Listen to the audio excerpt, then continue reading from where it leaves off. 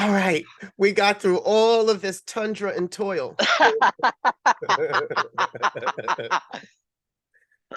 It's finally nice to formally meet you. I've read some of your articles.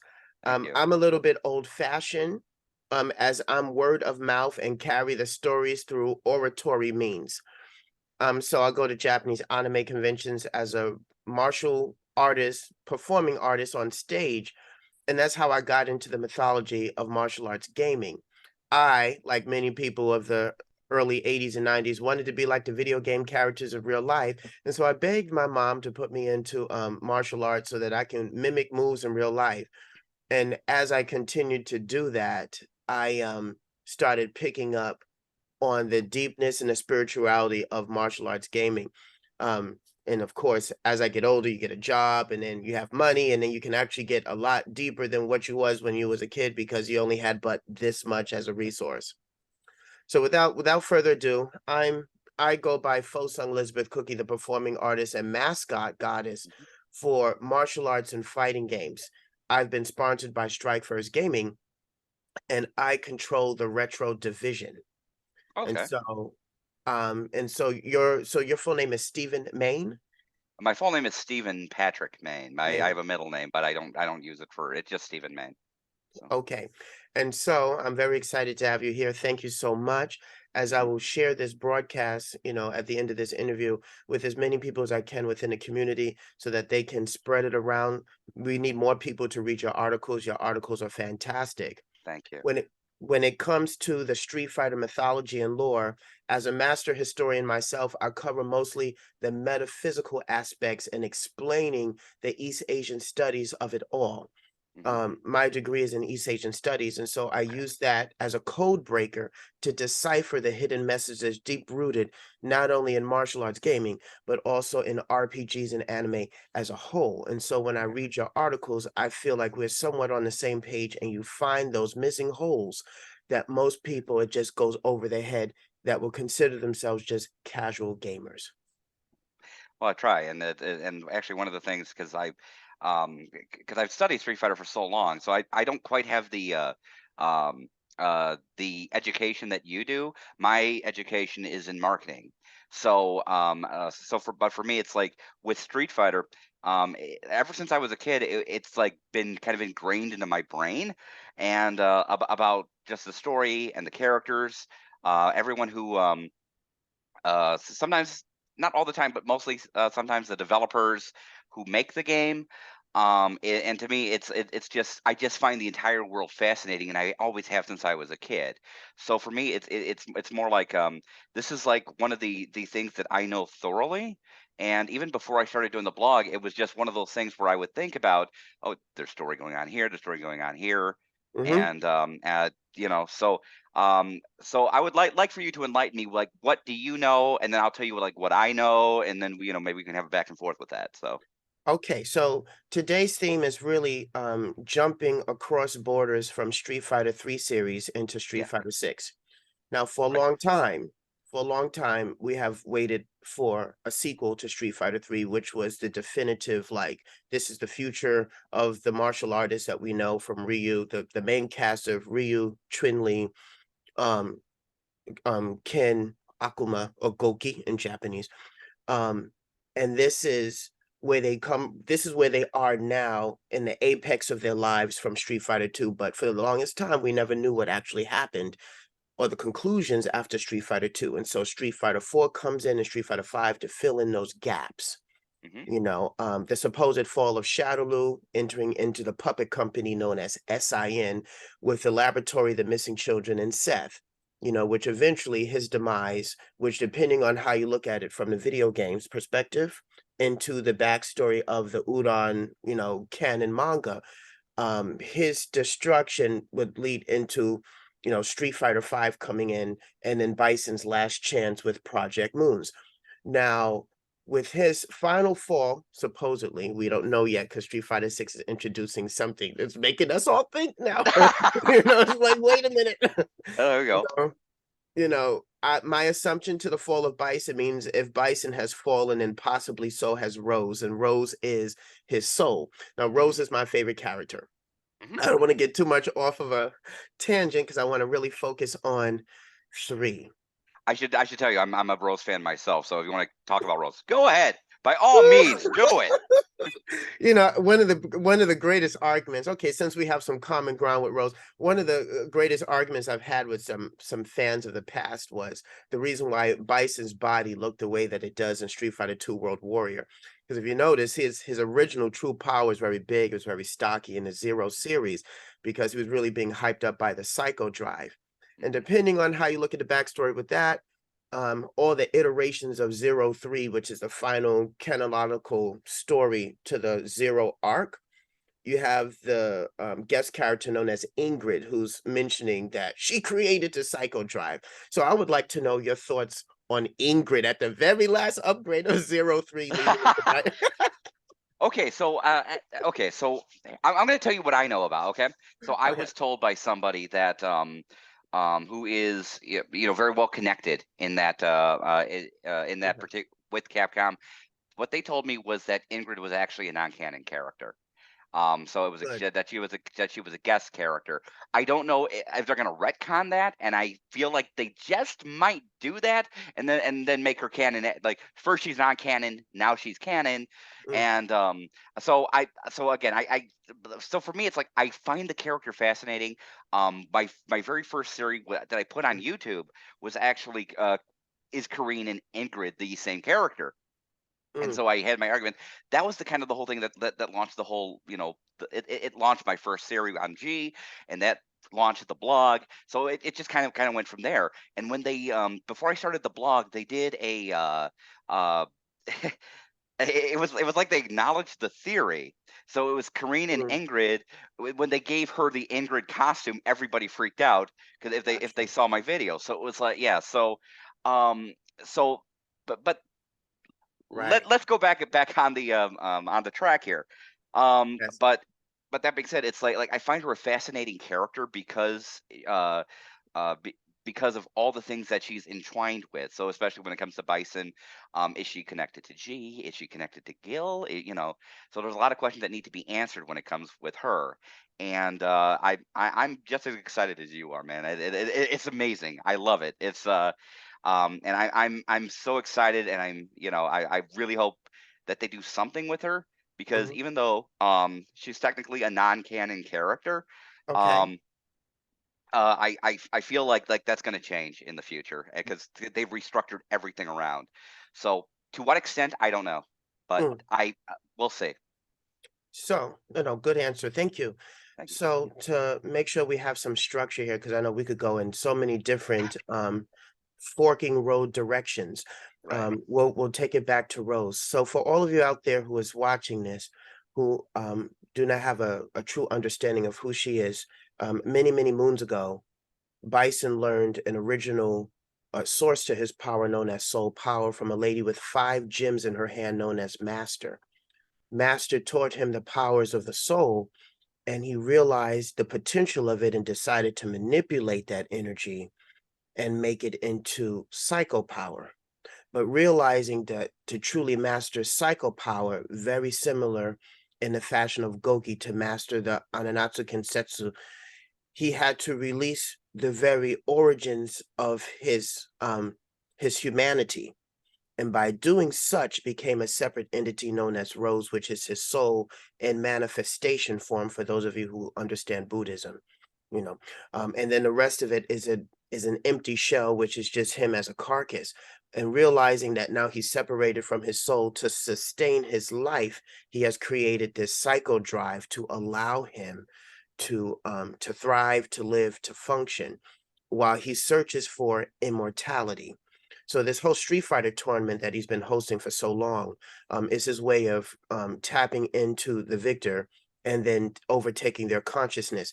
This is something that has been a common theme throughout Japanese mythological lore and also even our own Western lore with the X-Men. Apocalypse was trying to do the same thing.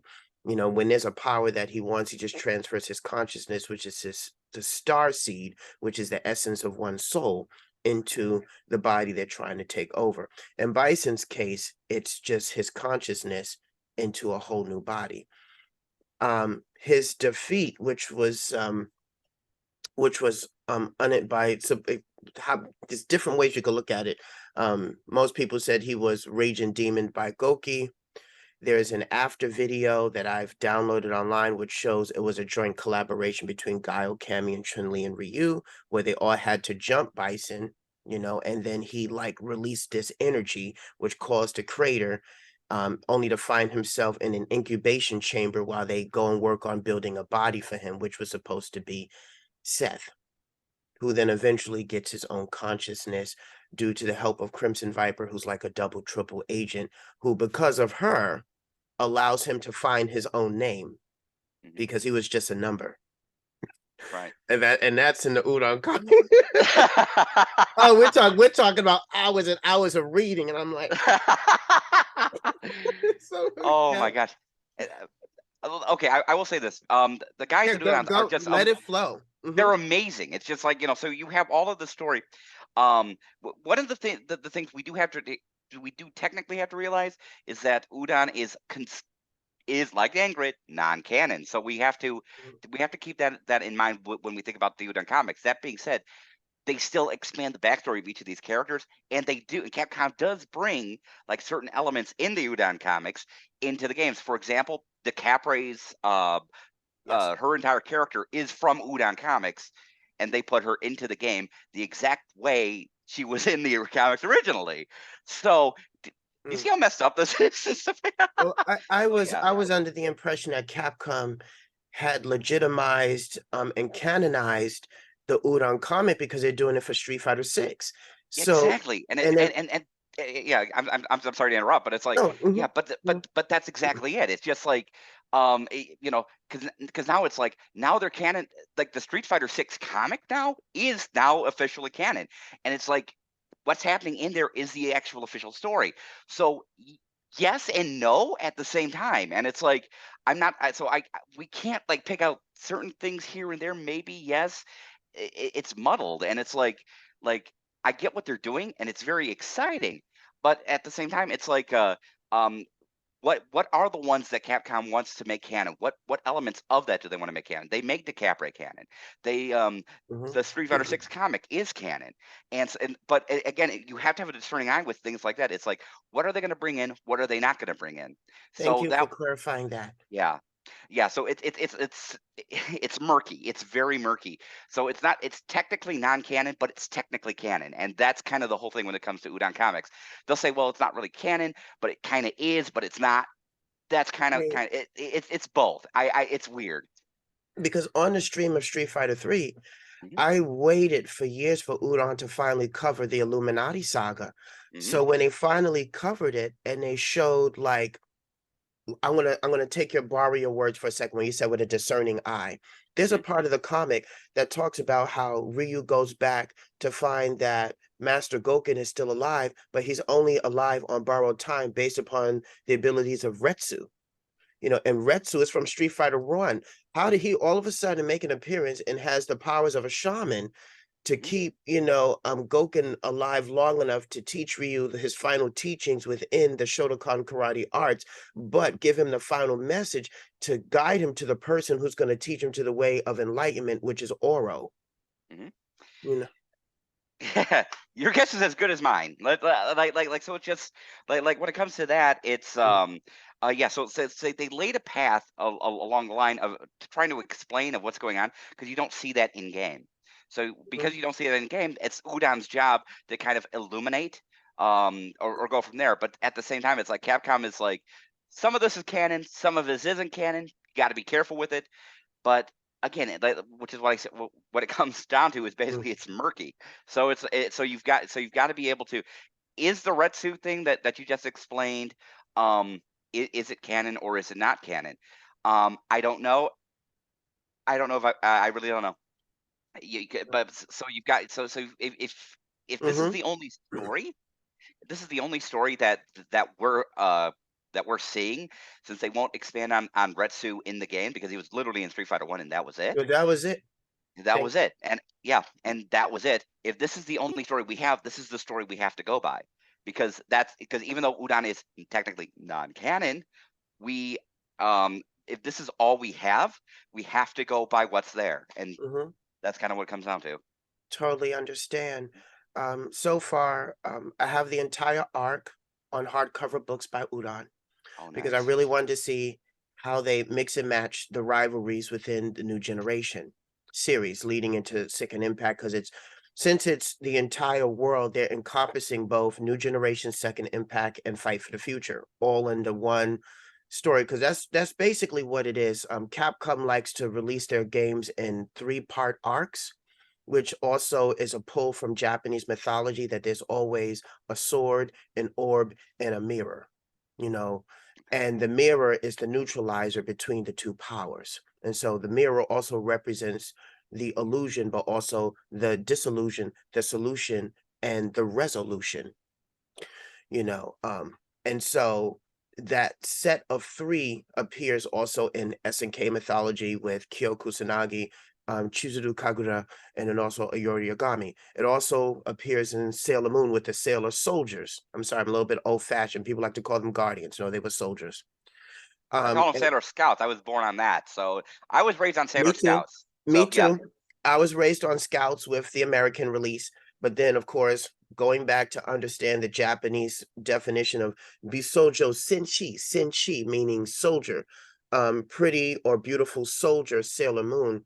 Um, but those three magical items, the power of three again shows up in the S yeah, arc with Sailor Uranus, Neptune, and Pluto. The orb, once again on Pluto's staff, the sword in Uranus's hand, and then of course the mirror of Neptune, and right. that just across the board in many anime, they tend to do that set of three concept. But that Right. just putting that out there as an Easter egg. Um, Okay. my favorite part of Street Fighter Three's Udon comic, if you've I'm assuming that you've read it already, was when Ryu finally understood Oro's teachings, when going under his tutelage and not truly fully understanding it. But it took him to get his ass kicked by Gil and allowing Oro's teachings to combine with Gil's teachings because Gil is kicking his ass, but at the same time giving a lecture and a very prolific lecture at the same time, one that comes very Messiah level, very church like temple like lecture. And when he's frozen in this block of ice, and here comes the Japanese culture again, Ryu is then forced to understand the power of nothingness. And the power of nothingness is through staying still. And through stillness and through darkness, he found enlightenment. But of course, he was frozen in a block of ice by guilt, so he had to realize what stillness truly was. And that's what allowed him to finally calm his mind and accept who he is as a person, that he truly is the master of his own destiny.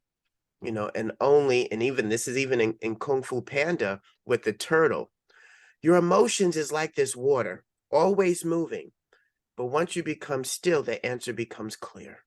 Yep. And that's exactly what happened to Ryu, which allowed him to not only break free from the ice, but also defeat Gil, which he used his own teachings against him. And yeah, and that's true. And the other thing Mhm. about that particular section, after he Yes. right before he went after Gil, you could see there was that design choice they made, where it's like you could see that he had both the power of Mu and the power of Satsui. So Yes. he had, yeah. So and that to be that he had that control, and that Hmm. he was showing that now he had mastered both sides. He learned from Oro. He learned from Gil, and now Hmm. he's like, I am now complete, and now I can, like the restlessness that he had in his mind was finally calmed down completely. And it's like, um how they depicted that was just really cool. Hmm. That It was was, that yeah, was that was masterful, and not only in its visual artistic concepts, but also in the exchange of conversation and the exact words that they used every step of the way. Now, the $64,000 question here is he finally going to take those real teachings and apply them to the real battle that he must face, which is his father, Goki? I don't That's what I want to think I don't think he's his father. know. Okay, I explain. don't. I want to Okay. know your thesis. Okay. So, but what they hint at it a lot, especially when it comes to something like Street Fighter, Assassin's Fist. Street Fighter Assassin's Fist. They implied that that he was that Ryu was Goki's son, and his mother was Sayaka, that kind of Uh-huh. thing. Based on what's there, like while they implied in like that and in Street Fighter Alpha, you have to keep in mind too, within the context of the game, they never said, "Oh, it's his father." They've never come out and said that. What this was the third party production companies actually making that implication. So I ended up writing two articles. One that he's not Akuma's son, but that he is he's sort of kind of he was sort of an entity that sort of always existed in a way. He doesn't know his past because he never had one to begin with, and it's like because he's sort of okay. So I had a theory that ended up getting picked up by Street Fighter Verse. And the theory is basically that he is the maiden of Matsue. He is a reincarnation of a female soul, who was originally a dancer. But this person kind of manifested, Mm-hmm. um, manifested into Ryu, and had Okay. and basically just kind of came out of the ether. Did you ever read um, Toni Morrison's Beloved by any chance? Yes. Yes. Yes, Ooh. exactly I like read that. the book long ago, and I saw the movie too. Mhm. Ooh, with Oprah and Danny Glover. That was I don't know. Like I never thought Oprah would do another movie like that. Like after Color Purple was enough. But and it became to this day, Color Purple became a cult classic, Mhm. But damn, when she did Beloved, like that took Color Purple and like amped it times three. I'm Right. like, ooh, So when I was right, so when I was looking at when I was doing this, I remember this because this was a book I had to read for a college class, and so I went through it, and this book like was the first thing I thought of when I was thinking about Ryu doing it. It's like this is exactly like what's going on in Below It. So basically mhm, Ryu is a revenant. He is like he's always kind of been. So it's like to say that, well, he obviously he was born, that kind of thing. I Based on what they're writing in there, and the fact that Suzaku Castle is very close to Matsue Castle, mhm, um, eh, and based off of that exact same blueprint and the legend that's there, mhm. it I just I the whole thing of Akuma being like his father just doesn't make sense to me anymore. Now I did write a second theory saying if Akuma was Ryu's father, here's what I don't know if you saw that article or not, but Okay. I did write on that one as well, where it's like one he isn't, one he is, and it's like so I mean obviously it's in the eye of the beholder. What does Capcom say about it? Nothing. They want people to think about it, but To kind of just make it what they will. yeah. And I okay, no, I accept this. Mhm. I think that at some point, and I hope Capcom will try to clear the air with some things. I think the greatest mystery of all, if not so much Ryu, which is just he's been the star face of Street Fighter for so long, along with Chun Li, which I will get into her in a moment. Mhm. Um, that now they decided to switch things up because we knew Alex was the forefront hero of the Street Fighter 3 series, with backstories to his mentor, who also was a friend of Charlie, who was going in undercover to figure out some things about the secret society, but then got caught up, you know. That now in 6 we have Luke, Kimberly, and these new characters. Um, the connection to G and Q, I think and also to I can't think of his name, is on the tip of my tongue, help me. He is he basically looks like a more refined version of Rugal with a ball and cane. That's JP. JP, man, like it's not too often I play with male characters. I Mhm. play with only female characters, and that's Yeah. my mastery. But I do respect the male characters, and once in a blue, I'll pick up a male character. A good example of this is Dualon from King of Fighter series. Love Dualon, and he's like any game he's in, he's like part of my team. But what do you think of JP? Okay. So with JP, I feel like he is I think he's a sub boss. I really do. I don't think he's like the primary villain. He's a new villain, much like Nikali was in Street Fighter 5. Hmm. JP is he's a boss, but he is not the boss of Street Fighter 6. And I feel that that's going to be shown like, oh, that there is somebody he's going to show there's somebody above me. I am working for the city state of Nate Shawl. Hmm. Um I'm able to, I have used my resources to turn this big place around. But I think it's what's going to happen is that he's going to basically say, "Oh, there is somebody else. There is somebody above me." I think Ken will beat JP, but JP is just going to laugh and say, "You think this is over? This is not over because Hmm. there's somebody else above me." And I think that other person's going to be G. So I think that so you believe me. So you we're on the same page that you also believe that JP was in on the framing of Ken and the Yeah. destruction of his financial empire. Yes. Okay, yes, I think of that too. Um, moving on within the Street Fighter 6 mythos, um, I would like to know a little bit more about Kimberly. Mhm. Um, ooh, so it's telling me my meeting's gonna end in about 10 minutes because I don't Yeah. have the Zoom Pro. Yeah. I see it. Yeah. Um, let's see here. Let me exit that out. So, we can always like go into another session and then Yeah. just That's perfect. Yeah. I've done that before. Yeah. That's perfectly fine. okay. I would like to know more about Kimberly. And what they will do with her. Since she's like the first African American female ninja, she's covering many different, areas. It's almost as if they're trying to fulfill categories. And if at some point where they put in um the new transgender character who's the host, I can't think of his name right That's now. eternity. Eternity with the Yeah. purple jacket and everything. Will that be a fighter at some point in the game, maybe, or that's just a host?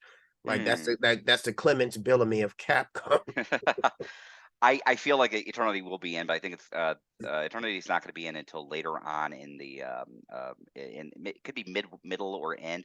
I don't see Eternity coming in season 1 or season 2. So Mhm, as for Kimberly, um, okay, I'm going back to Eternity real quick. I do feel mhm, like there's something they're going to do with this particular character, but um, I don't I I don't know. I don't know, and honestly, I can make the assumption of, well, Eternity is obviously Illuminati. Eternity is obviously working with Jeep. I don't know because they haven't really said anything about it. But I did make a theory on Eternity that did say I think Eternity is likely either working for Illuminati or working for G, and I kind of do talk about both of those possibilities. As for Kimberly, now this is going to be kind of interesting because I was talking to somebody else. Um, about the implication of sound in Street Fighter 6. And what ended yep. So it was the implication of sound. And if you look at Kimberly, mhm, she has her little Walkman, right? mhm, The issue, another theory I ended up writing when it comes to Kimberly and her sound and her headphones, is basically with what I saw was that she has it kind of looks like she has the exact same headphones as the type, or not the exact same, but part of the same company, and mhm, as the one you there's a sign like in Metro City that says best bespoke beats. It's a headphone, mhm, and I feel like her headphone is part of that same company. Now when you look at that best bespoke beats, there's a G symbol on it. And mhm, so and so for what I'm seeing is that G owns this particular brand of headphones. It like this headphones is to his specifications. Kimberly is using this, and I feel like the headphones that she has, because they're part of G's, what she's listening to in some way form, it could be overt, it could be uh, more mhm. subliminal. Either way, I feel like G has some control of her through these headphones. Okay, And and I wouldn't put it past that. It takes an eagle eye to see that because one of the things I was talking about in Street Fighter 5 was how G had help from Elena, also had help from Hakan, and also had help from Rashid. You know, mhm, Elena has the power to change the hearts of people. Rashid has the reach for his followers, for his social media, mhm. and then Hakan has the money. So with all three of them, I could definitely see how G was able to spread his influence. But yes, add what you wanted to say. There's a fourth. It's Oh yeah. Sakura. It's Mm. Sakura. And Ooh, I'll tell you I the other thing. missed that one. You How? missed that one. But but Okay. but but, but Sakura has always teamed up with Blanca and Dan. Yes, exactly. So, So understand. Okay, so this happened a few months ago. Okay, so there's a guy named Shock Dingo who does mhm, YouTube videos, and mhm, he recently did one. Somebody reached out to him, and he and pulled up this a render of two things with Sakura.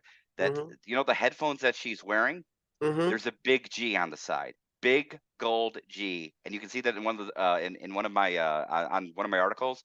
It says Oh, so Sakura. I get it. So he may have been sponsoring her to go and be parts of those fights in Street Fighter 5 because she wanted to get her name out there. And Yeah, it probably could have been the trade-off. it could be a trade off. There was not only that, but her scarf as well. So you can see the render of the scarf. Take a look. Take a Mhm, close. There's a gold chain on her scarf. Now, whether this was just a design choice to make her look tough or whatever, but based on both what I'm seeing on the headphone and the scarf that she's wearing, it kind of mhm, looks like she's under G's control. And in my article, I write that Sakura is bound by G. Her scarf is a metaphor that this with this gold chain, the scarf represents her soul, and the chain represents his control over her. mm. Okay, okay. Yeah. I can see that. I can see that. So then what do you propose things are leading to as a head? So do we think that G is the boss of Street Fighter 6? The boss of the Q entire series. series. The Oh, boss of the entire the entire series. And series. and So I how and I does that connect Q then? okay, so what I think Q is Q is a collective. It's a Mhm, collective it's basically a collective army with G. And what ended up happening with that is that we don't know who, like, the identity of the third strike Q, but I still think it's one person, but it's also a lot of people. So, for example, Q could be Charlie Nash, Q could be Dorai, Q could mhm, be an amalgamated Mares, who is the mhm. Shadaloo Dowell from who plummeted with Fang in the middle of a Street Fighter V story mode. Right. And Mhm, so, yeah, so like Q could be a lot of different people, and the fact is, Q is these different people because there are many Qs around the world. world. So yeah, so that was pretty much proven. Did you notice the Ring of Mhm. Galaxy? The Ring of Galaxy stage, the DLC release, because that's G's Yes. stage. Yes, yes. Yeah, and in the background you Okay. see the figures wearing the masks. That proved that there's lots of Qs going around the world. Yes, yes, I do remember that. Hmm. So then, okay, now that Hmm. we got that covered, do Hmm. you believe that they will elaborate on Cammy White's team Delta Blue? If they're gonna canonize that, then since that's really coming from the comic book. If looking at the trailer, that's a very good possibility they will. And because what she's basically saying, she's obviously on a mission of some sort, Mhm, and I think she's looking for Q. She could be looking for GP. I think she's looking mhm, for Q, but we'll see what we'll find out when the game releases. But I do think that's a very good possibility that they'll be doing Delta Blue. I think Junie will be part of it. Julie might be a part of it. I don't know. We would have to see that because in the Udon comics they released it went from Delta Red with Wolfman, mhm, Ginzu, all those characters, and now she has her own team involving Junie, Julie, the Dolls, and a mhm, few other people. So there's a yeah, possibility. I'm not going to say for sure because I don't know. The research that I'm pulling up, I can't find anything on that. But mhm, I do think there's a possibility that she's working with Delta Blue, and okay, she's a part of that, and she has her own team, and she's kind of leading it. So So for right now, who is your most anticipated character that you can't wait to try? Who in season one, or do you mean like in general? Just in general, whether they're in season one or not. Without a doubt, G. Okay. For Yes, me, for me, it's Aki. I can see why. I For can see me, why. once the character leak once the character leak came out, I said, "Oh, ooh, ooh, ooh, ooh." I said, "Oh yeah, she's gonna be the Anna Williams of this game." I'm like, she got Oh this my god! Cruella Deville hair kind of going on and stuff, and I'm like, Right. okay, this is Oh, this is the character that I'm gonna claim. Yes, I'm gonna play with yeah. Chun Li and Kimberly for now. Yes, so we're gonna go take a quick commercial break, guys, and then we'll finish up in the next video. Yep. Okay. Part two. Right? Sorry I had to go through all that. No, because that was the first lore moment that I spoke about immediately was when I saw that, I said, okay, this is Lady Phantom after she has completed her training and has become Aki. I Yes. said, this has to be her. What Fong was trying to do with himself, only to find himself in Hong Kong, you know, almost attempted what's the word I'm looking for? Um attempted seduction by a girl who didn't really know who he was, you Mm-hmm. know, and then and then for all that to reverse. But to appear wise beyond your years, in Chinese mythology, to have been illiterate, a lady of the night, and then to be changed all at in a single moment to become something much different. So I can't wait to see how that turns out to be. I think they're saving her for either the second or the third season, but that's gonna be my main. And I like mentioned that from like the giddy up. That's my main. That's my main. I feel it. I can't wait to see what they're Absolutely. gonna do with her.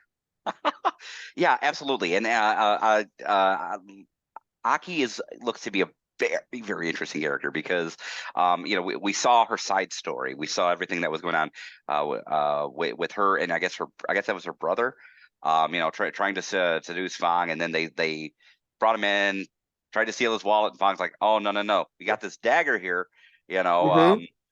then But she so reads so the choose. inscriptions on the dagger.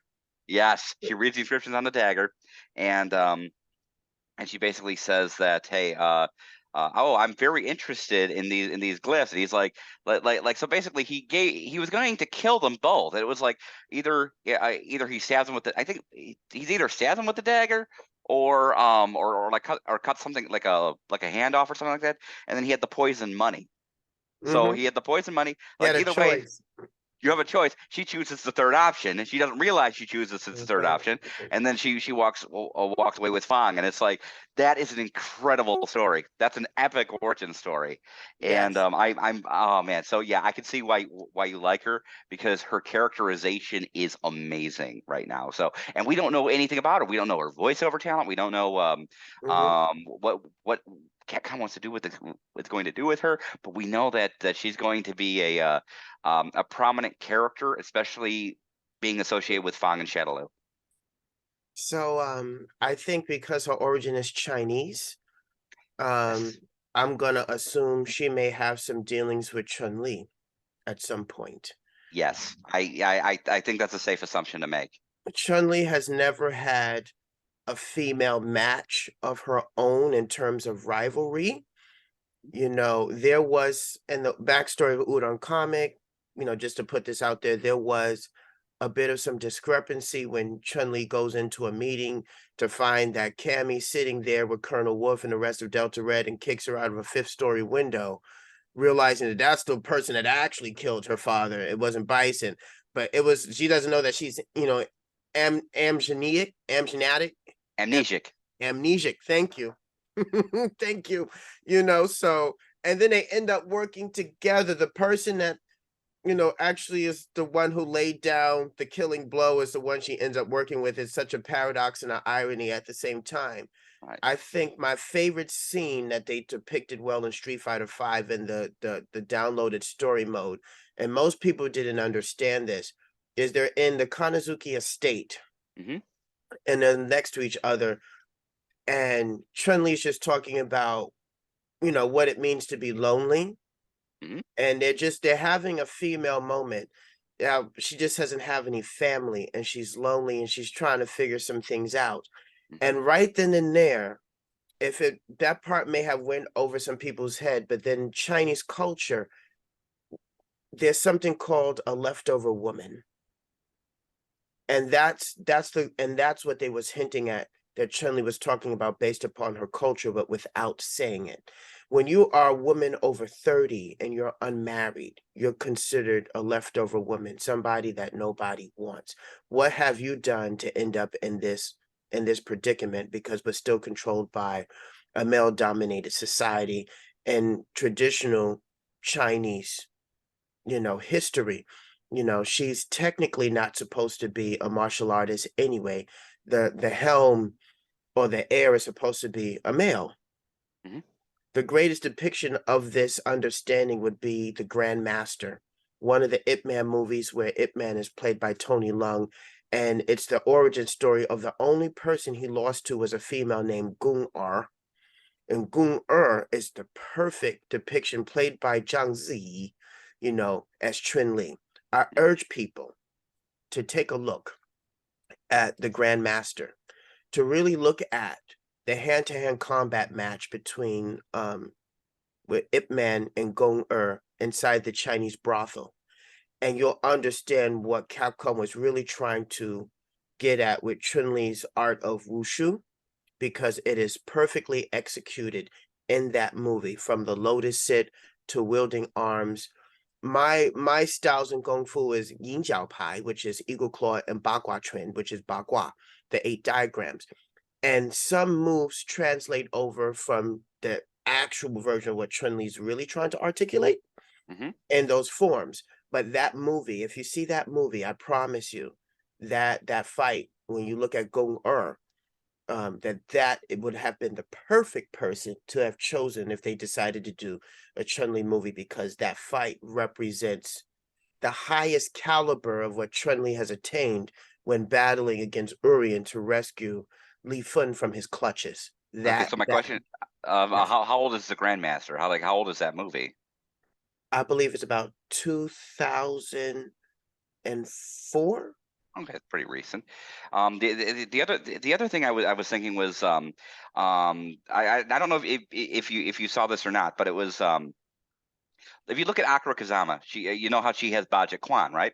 Mhm, So I'm kind of wondering, like this would be your forte then, is that mhm. is Chun like Chun Li's would be kind of a modified version of Baja Kwan, would it not? No. So No. Chun-Li is doing what's called traditional Shaolin. Okay. Mhm. So Wushu is the more modern day version of Wudang. So Wudang is what you see in Crouching Tiger, Hidden Dragon with Michelle Yeoh and Chow Yun Fat. Okay. That's Wudang. Okay. When over time, the implementations, the upgradings to the moves by different grandmasters throughout the centuries, it becomes Wushu, which means to avert conflict. That's what that Okay. means. Okay. And that's what so Chun-Li is not doing any animal style. She's not doing snake fist, eagle claw, tiger claw, bear claw, long fist, jia chuan, baji quan, tong bei, mandarin duckfish. She's not doing any of those styles. She's using very classical forms of tai chi chuan with the upgrades with it over time, which is modern day wushu. Okay. Like the closest classical style that would actually match that would be bagua, which is Okay. which is what I practice, but I picked that up because I wanted to understand katana a little bit more when they finally gave her her true form in Mortal Kombat 5 Deadly Alliance. Okay. Who also uses bagua, classical bagua, is Wang Jinrei from Tekken. The change within change, that's bagua of the 8 Okay. diagrams. Mhm. Okay, so what is Baja Kwan? You mentioned about animal style. So like, what is Akira using? Because to me, Opa, yeah. So like to my eye, when I see Akira Kazama, I see the similarities between what she has, including right down to her stance versus Chun Li. But so yeah, the names are different. So Ba Ji Quan, So ba means 8. That's the Mhm. number for 8. Ji in this case meaning the culmination of energy. And then Chuan, the way of the 8 forms of energy. So Okay. that's what Jun Kazama is doing. Ba Gua, Chuan, the Gua is the diagrams. And so it's when your opponent is offensive, you're defensive. When they're defensive, you're offensive. And you're moving in a circle to represent the yin and the yang of the male and female energies because you're constantly moving in flux. So Okay. that's Ba Gua, 8 diagrams. Ba Ji Quan, which is Lee Mei from Mortal Kombat 5 Deadly Lions, and also Jun Kazama, that is the 8 ways of conjuring energy through fists. Okay. So those are 2 different style forms from what Chun Li is doing. Okay. Now, there are some things within Tai Chi, which is the base foundation that a lot of the animal styles and other martial arts styles branch from, which is things like wielding arms, like what Xiao Yu does, you know, you know, what they call parting the mane of the horse, which is like that. All of that will, Hmm. will always be found as the source root in all those other branch forms, but the source root of that is Tai Chi, Okay. Tai Chi Chuan. So So you're so it's gonna two completely different styles then.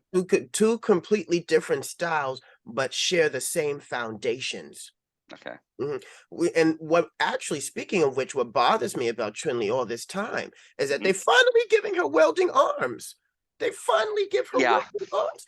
I'm like, Ling Xiao, you had that since Tekken 3. Didn't they do that in Street Fighter Five? Yeah, they did that in Street Fighter Five. Now they're doing it in Street Fighter Six again, right? So it's like, yeah, they didn't do that in four. They didn't do that in three.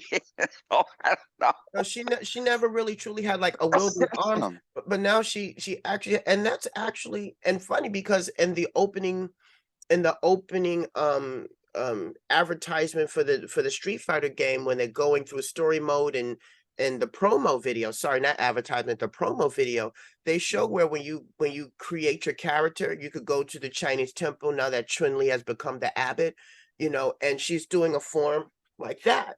And I'm Right. like, yes, that's a real form. That's they got a motion capture actor or Mhm. actress to do that because I know that Yes, they form. did. That's real. Yeah. That's real. That's just as real as going into Soul Calibur's exhibition mode and watching the people do their sword movements. I'm like, okay, they finally getting it together.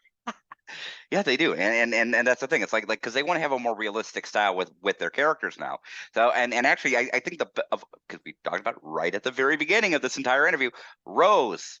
Rose's so her motion at capture actor, you can see what it is they're doing. Some of the Yes. crazy stuff that she does, and you get to see like the behind the scenes stuff in Street Fighter Five with Rose, like the crazy flips. That's all real. I mean, they exaggerate it because it's Street Fighter, it's a video game. They want to be flashy, but it's Mhm. at the very like you see what kind of work that these actors put into the motion capture to get everything right, and that's so that to me is like a next level display of of brain, I guess. I don't know.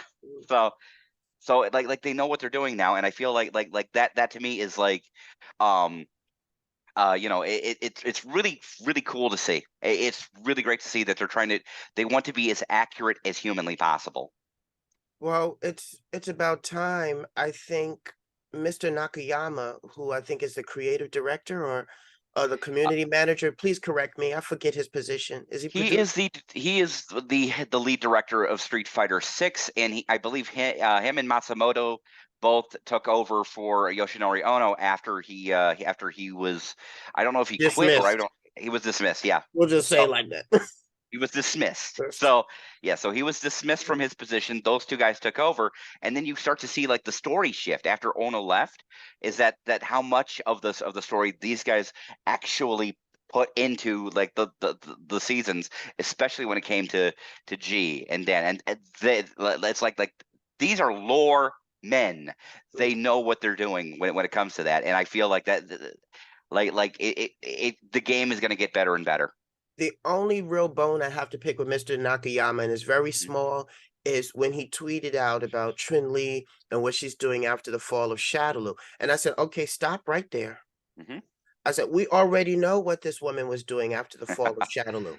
I said, Right. we need to, I said, I need y'all to get this right. I need y'all to backtrack. We already knew what she was doing. The real question is, what is she doing after she rescued Lee Fun from Urian? Mhm. Because it specifically puts in a video game. She spent 6 months trying to find her.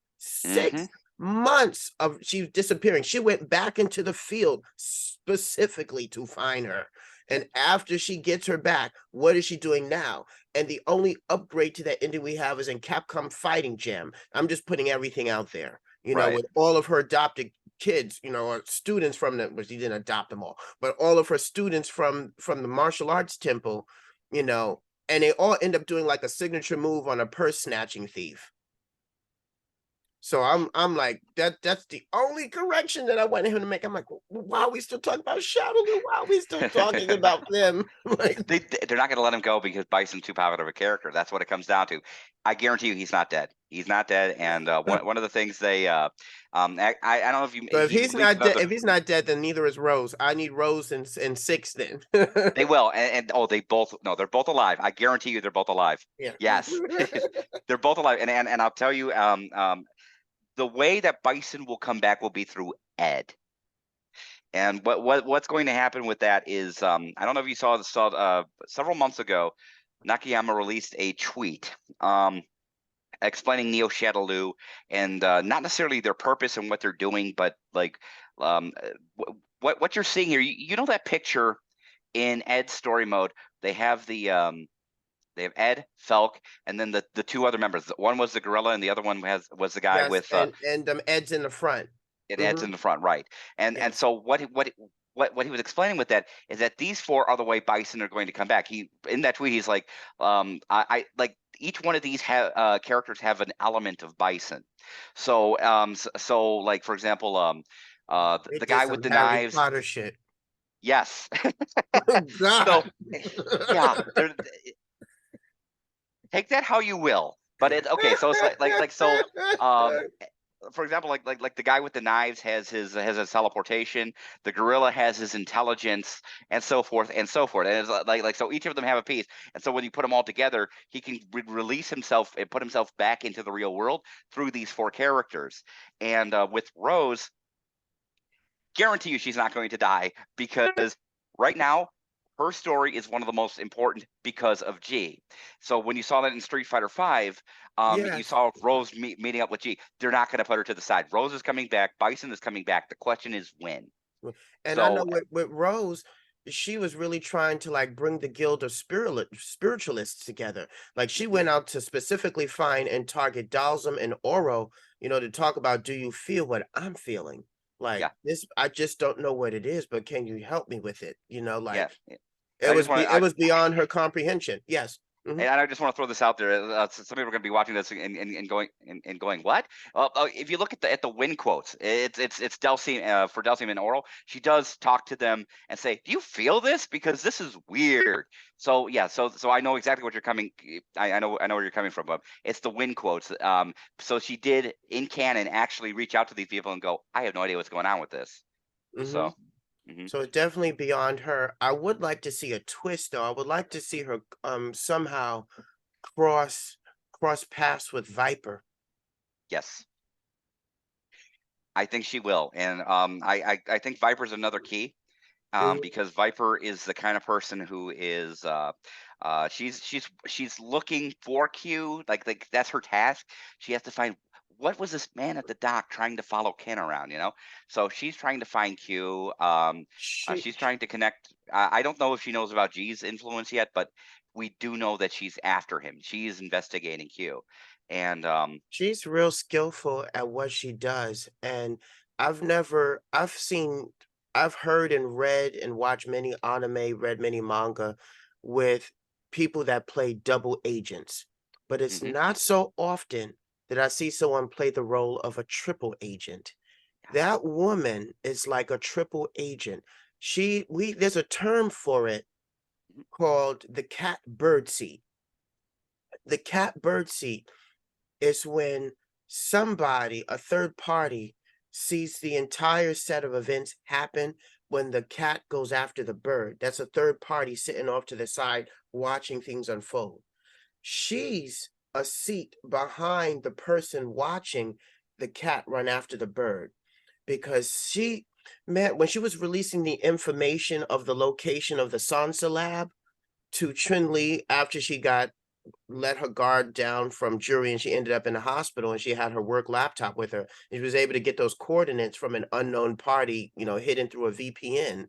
You find out that was Viper releasing those coordinates to Trin Lee, who she shared with both Guile and Cammy in the jury OVA movie.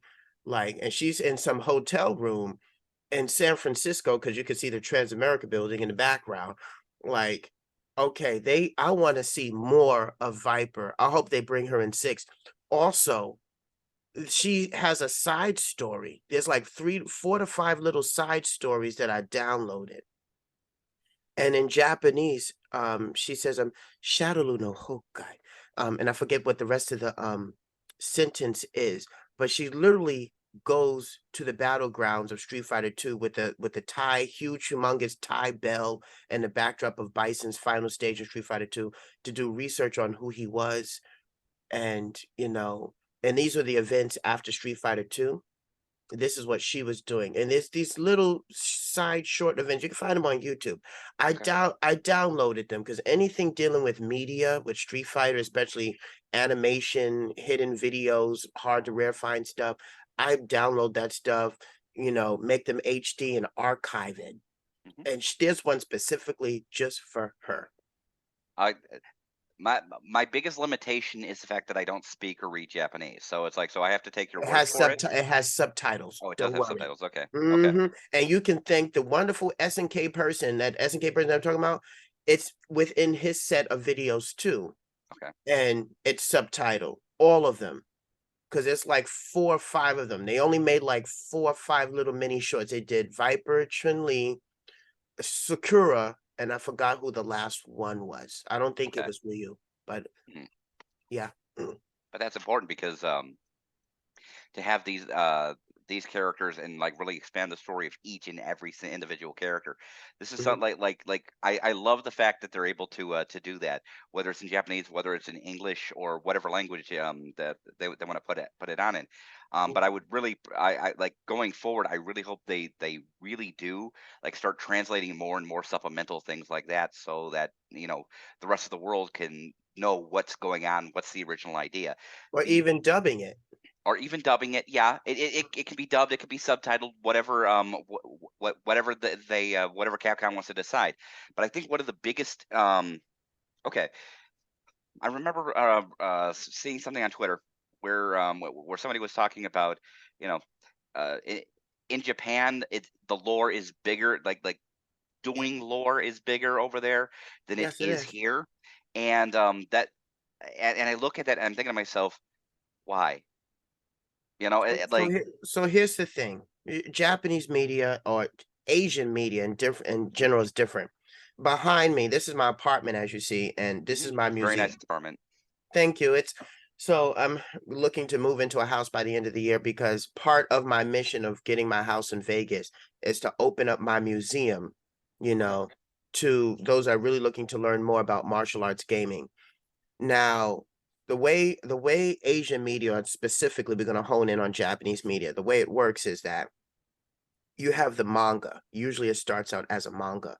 If the comic book is appreciated enough and they make enough sales and the general public shows an interest, it will then, depending on the numbers, Mhm. can possibly be adapted into an OVA, which an OVA can go anywhere from 2, 3, 4, 6, 8, 12 episodes. An OVA is nothing bigger than 12 episodes at max, or a TV series, which spans Okay. between 24 to 26, and they'll decide how they're going to do that.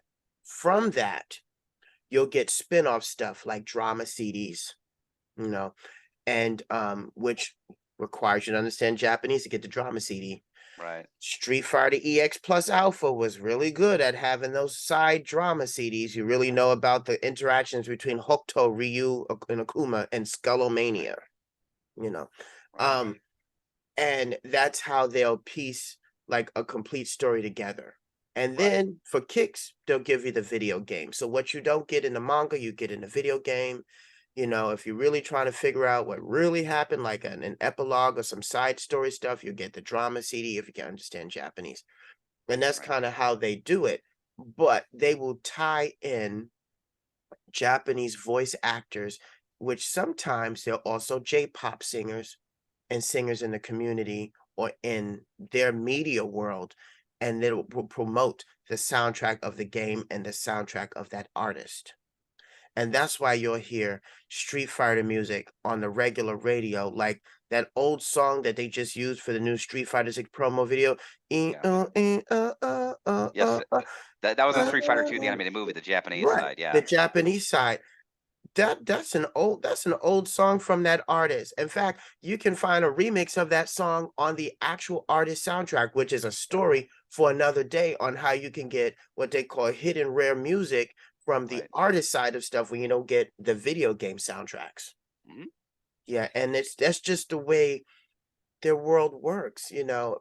Well, on that side, but I guess my question was more on we America has a very lore hungry um base here, and and I think it's only been recently in the last few Mhm. years that we get to see all of these different all these different people asking, hey, can you expand on the story, that kind of thing, because here it's always been esports, So and your question is why it hasn't come over here? Well, why well, hasn't it come over here licensing, licensing. uh Licensing. One of my favorite fighting games in the world is Advanced VG2. I'm big on shoujo fighting games, and that wasn't on a PlayStation Store for many, many, many, many years. You know, even during the PSP era when you can download from the Jap PlayStation Store. And the reason why was because the opening theme. It has a vocal opening theme called Endless Life, which is sung by one of the greatest anime retro divas named Masumi Okui, who can stand neck to neck with Megumi Hayashibara, you know, and once they finally settled those differences with the licensing, now it's finally on the PlayStation Japanese store after all Right. these Right, but that's years. music. That's the thing. So that's music. So like, why not like because Udon just started releasing like a few years ago. They started releasing the supplementals, World Warrior Encyclopedia, Mhm, how to fight Capcom characters. Climax Arcs just came out, and I think that mhm, like at some point that's going to be.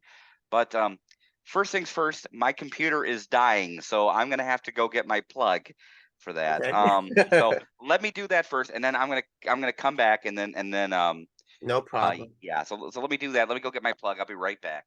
Sure.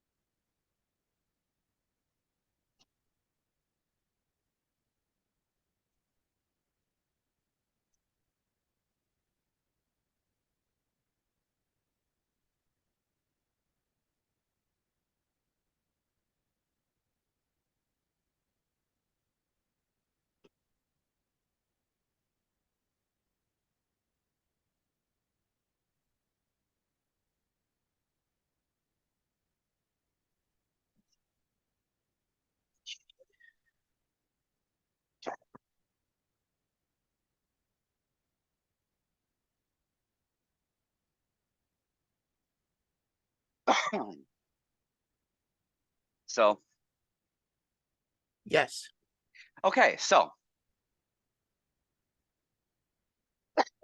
okay, so I was running. So and there that's you go. okay. Okay, No, it's all right.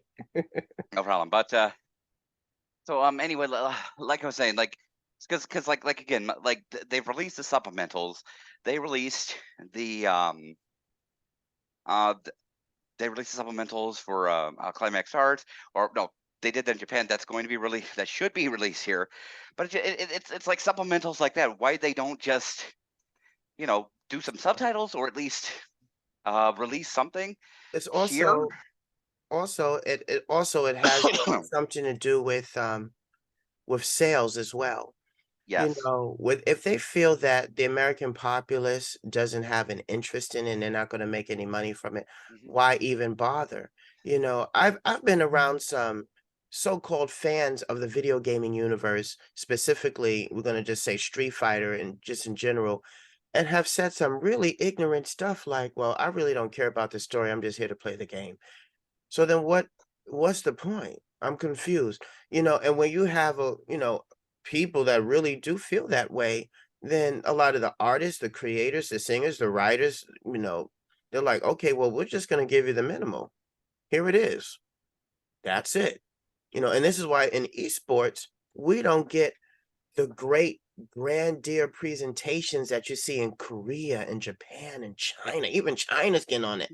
Do you know it's one of my dreams to be up on a stage to perform as one of the characters Hmm. on a professional level, running up there doing backhand springs and tucks and tumbles and mirroring the characters in real time as a presentation, as a opening ceremony or a halftime show. That stuff long existed in the Asian esports arena, like the big stuff. And we can't even get respect for the cosplay community here in America and the people at the top. Like, Yeah. they have no vision and no interest. You'll see an artist alley, which is like this small, because they Yeah. know people buy that stuff. But when you talk about people that spend hundreds of hours creating outfits and costumes and can perform and can really do stuff, get no love, no anything at all. Not even at In your Evo. so in your opinion, I guess, what is the hardest? Do you think that is the most difficult part of being a cosplayer? One of the hardest part of being an artist is just being heard. I'm not even gonna say so much cosplay. Cosplay is part of the arts, but when you're trying to just add elements, you see, right now the big thing with the FGC is too many people want to be a chief.